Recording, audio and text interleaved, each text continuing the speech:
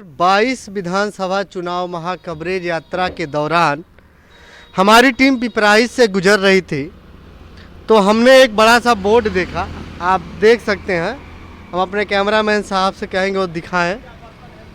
और यहाँ पर लिखा हुआ है संस्थापक एवं संरक्षक एसपी अंबेडकर साहब हैं।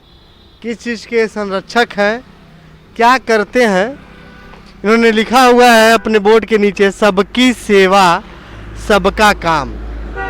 एक बड़ा अलग सा हमें कार्यालय दिखा। कुछ बसपा का लोगो लगा हुआ है, लेकिन बस पीछे बैकग्राउंड है बसपा का, लेकिन अब बाकी क्या चीज़ें हैं। आइए इनके संस्थापक से मिलते हैं, बात करते हैं और आप लोगों तक यह बात पहुंचाते हैं कि कौन है आखिर जो बसपा की तरह लोगो वगैरह लगा के, बोर्ड वगैरह लगा के और सबके साथ सबके विकास की बात करते हैं। क्या कहना है इनका, क्यों इन्होंने इतना बड़ा जो अपना ऑफिस वगैरह बनवाया हुआ है। देख सकते हैं इसमें उन्होंने कुछ लिखा हुआ है, बाबा साहेब भीमराव अंबेडकर पार्क, दलित हिंदू समाधि हेतु अलग अलग ज़मीन का पट्टा किया जाए, काशी रोड पर 4 छोटी पुलिया जल निकासी हेतु जनहित में आवश्यक है, ग्राम सभा सिधावल में मेन रोड पर स्पीड ब्रेकर सावधानी बोर्ड लगाया जाए जो जनहित के लिए आवश्यक है। ऐसे ही बहुत सारी चीज़ें हैं। आइए हम बात करते हैं और पता करते हैं कि कौन है महानुभाव, क्या इनकी सोच है। आइए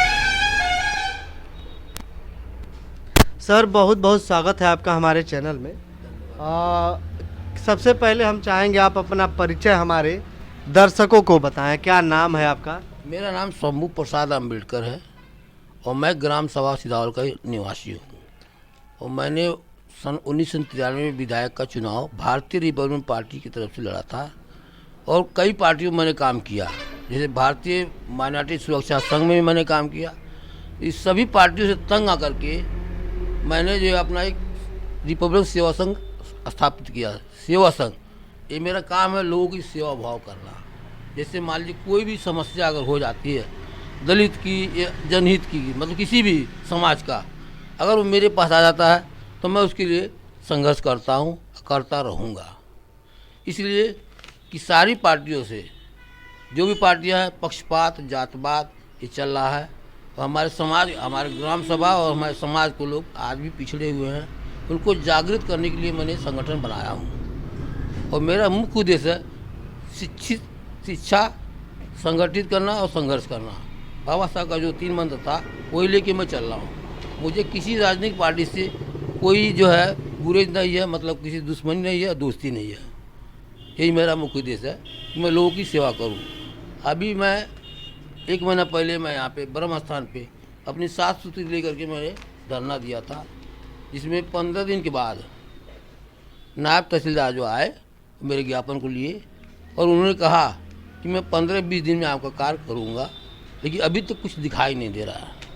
क्योंकि लोग कहते हैं भाजपा गवर्नमेंट है, मैं कहता हूँ मेरी गवर्नमेंट है। कारण क्योंकि भारतीय संविधान के अंतर्गत जो भी सरकारें बनेगी उसी के अंदर काम करना पड़ेगा, इसलिए मेरी सरकार है। आज भी मैं लोगों के लिए तत्पर हूँ और तत्पर रहूँगा। मुझे किसी राजनीतिक पार्टी से कोई संबंध नहीं है और न रहेगा। सर, जैसे मुख्य चीज़ ये है कि कोई भी राजनेता राजनीतिक पद पर पहुंचकर यह कहता है कि मुझे जनता के भलाई कार्य करने में सहूलियत होगी, इसलिए मुझे विधायकी का पद दीजिए, जिला पंचायत का पद आप लोग पहुंचाइए या सांसद बनाइए ताकि मैं आपकी बात संसद में उठा सकूं। आप कह रहे हैं कि आपने एक बार विधायकी का चुनाव लड़ा, कितने नंबर पे रहे थे सर आप? मैं उस वक्त 4थे नंबर पे था। अच्छा। 1993 में, क्योंकि पहले नंबर पे थे पप्पू जायसवाल विधायक थे, वो जो कि निर्दल थे। दूसरे नंबर पे थे जमुना निषाद जो सपा बसपा गठबंधन से थे, और चौथे नंबर पे भाजपा ललन तिवारी। तीसरे नंबर पे, चौथे नंबर पे अम्बेडकर थे। अच्छा, आप थे, चलिए ठीक है। अब ये बताइए कि अभी आप लोगों के लिए संघर्ष करते हैं और आज तक के जीवन में आपके द्वारा ऐसा कोई कार्य बताइए जो कि जनता के लिए बड़ा बढ़िया रहा हो। जैसे कि कोई एक काम आप बताइए जो यहाँ की जनता को लाभ हुआ हो, जब आप 93 से हैं तो लगभग 28-30 साल आपको हो गया समाज सेवा में। देखिए, मैं समाज सेवा 93 में जब चुनाव लड़ा, उसके बाद मुझे आर्थिक स्थिति बहुत ख़राब हो गई, इसलिए मैं यहाँ से बॉम्बे चला गया। 2003 में मैंने आज़ाद मैदान में 400 आदमी को लेकर के धरना किया था 18 दिन के लिए।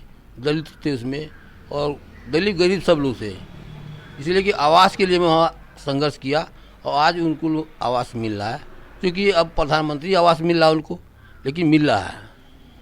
तो मैं काम किया और कुछ अपना आर्थिक स्थिति सही किया, कमाया। काम करने के बाद मैं आया यहाँ पे दुकान खोला, ज़मीन खरीदा। ये ज़मीन मेरी नहीं थी, बनामा लिया। बनामा लेके मैंने पहले दुकान खोला। मोटरसाइकिल की दुकानें थी।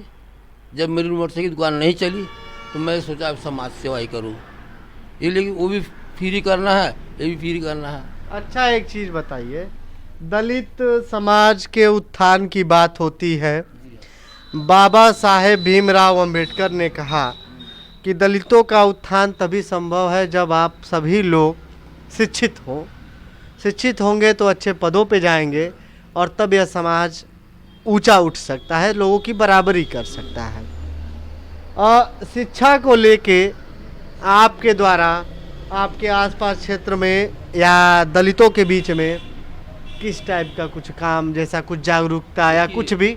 मैंने दलितों के लिए एक संस्था रजिस्ट्रेशन किया हूँ, मतलब दलितों के लिए शिक्षा के लिए। ये शिक्षा, देखिए मैं महाराष्ट्र में रजिस्ट्रेशन किया हूँ। ये इसका नाम है SP अम्बेडकर झोपड़ी विकास शिक्षण संस्था।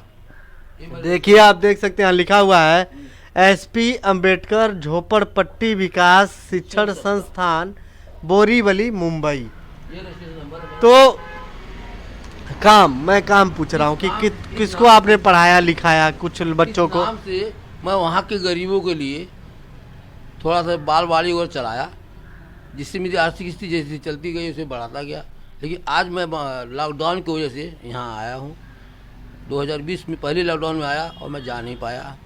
जब तक नहीं जा रहा हूँ, अभी भी लॉकडाउन फिर शुरू हो गई है और ये पूरी ज़िंदगी चलती रहेगी, क्योंकि ये राजनीतिक बीमारी है, ये चलती रहेगी। अभी इलेक्शन आया, फिर लॉकडाउन लग गया।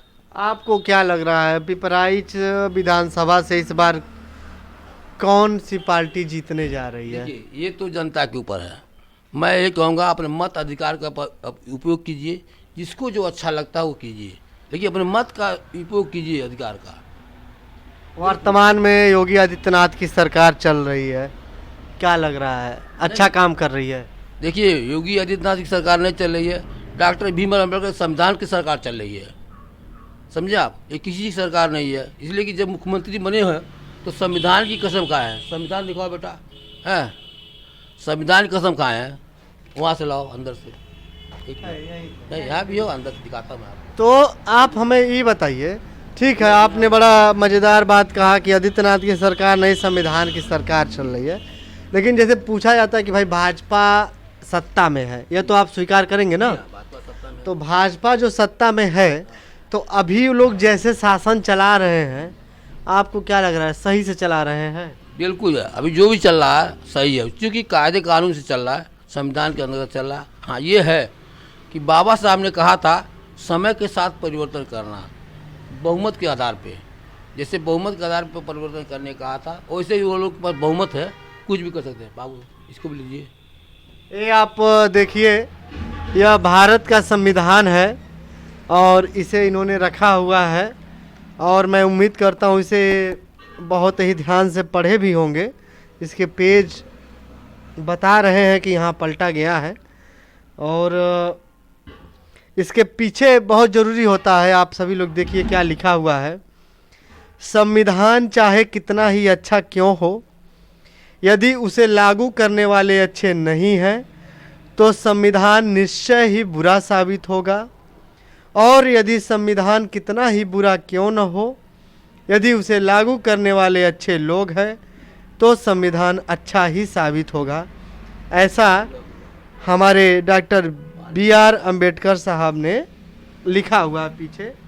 और आप देखिए, इसमें कुछ तस्वीरें हैं। संविधान तैयार करने के दौरान डॉक्टर BR अम्बेडकर के साथ KM मुंशी, भारत के प्रथम प्रधानमंत्री, संविधान की प्रथम प्रति पर अपने हस्ताक्षर करते हुए आप पंडित जवाहरलाल नेहरू को देख पा रहे होंगे और मसौदा समिति के अध्यक्ष के रूप में संविधान पर हस्ताक्षर करते बी.आर. अम्बेडकर साहब, संविधान की मूल प्रति पर हस्ताक्षर करते हुए संविधान सभा के अन्य सदस्यगण, और सबसे नीचे आप देख रहे हैं संसद भवन के प्रांगण में 13 अक्टूबर 1949 को आयोजित एक कार्यक्रम में संविधान मसौदा समिति के अध्यक्ष डॉक्टर बी.आर. अम्बेडकर व प्रसिद्ध उर्दू शायर, प्रगतिशील नेता व संविधान समिति के सदस्य कानपुर वासी मौलाना मोहम्मद हसरत मोहानी।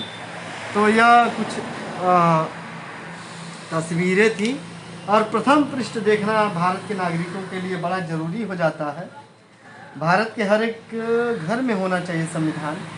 आप देख सकते हैं इस पे पंडित जवाहरलाल नेहरू जी,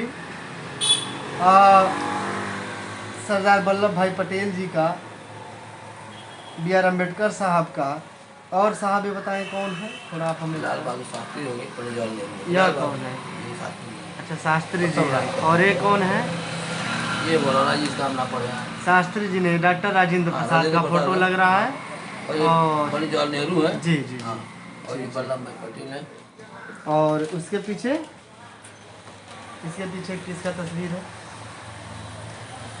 चलिए कोई बात नहीं। तो बड़ा ज़रूरी हो जाता है। इसमें से हम आपको एक बहुत ज़रूरी चीज़ दिखाएंगे, उसके बाद से हम ये वीडियो यहीं समाप्त करेंगे। इसमें संविधान चूँकि ऐसा चीज़ है जिसे भारत के प्रत्येक नागरिक को समझना चाहिए, पढ़ना चाहिए, अपने पास रखना चाहिए।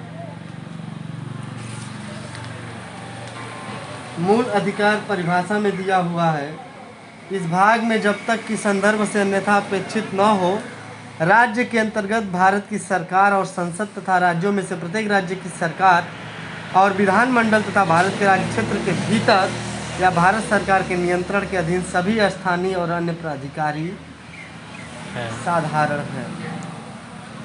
समता का अधिकार है, अस्पृश्यता का अंत दिया हुआ है, अस्पृश्यता का अंत किया जाता है और उसका किसी भी रूप में आचरण निषिद्ध किया जाता है। निषिद्ध का मतलब कि उसे रोका जाएगा। अस्पृश्यता से उपजी किसी निर्योग्यता को लागू करना अपराध होगा जो विधि के अनुसार दंडनीय होगा। अस्पृश्यता का मतलब है छुआछूत की राजनीति या छुआछूत का भाव नहीं होना चाहिए। और हम आपसे एक लास्ट प्रश्न करेंगे, आपको क्या लगता है एक मुख्यमंत्री को कैसा शासन चलाना चाहिए? देखिए, अभी जो भी शासन चला आज तक ठीक ही चला, परेशान नहीं हुआ। और हम लोग सरकार में खुश थे। हाँ, ये है कि थोड़ा सा जो करते हैं वो तत्काल नहीं करते, बड़ा प्रेशर करने के बाद। तो मैं सीएम मुख्यमंत्री महोदय के नाम पे ही यहाँ पे दलित भाजपा गांधी में दलितों का मसीहा हूँ। तो आज तो सभी लोग बाबा साहब को मान रहे हैं। मार्केट में कंपनी खोल रखा है, ऐसी बात नहीं है। लेकिन संविधान भारतीय जनता पार्टी की सरकार केंद्र में है और राज्य में है, ठीक चल रही है। आगे भी उम्मीद है संविधान के अंतर्गत ही चलेगी, ठीक ही चलेगी। सरकार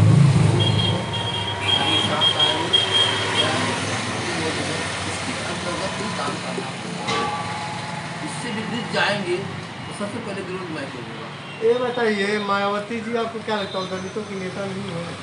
मैं नहीं कहता हूँ दलितों की नेता नहीं, अपने आपने कहा दलितों के नाम जो उन्होंने फैक्ट्री खोल दिया। मैं बता रहा हूँ, दलितों का जो पहला बना था पामसे के बाद, पामसे के बाद बहुजन समाज पार्टी बना।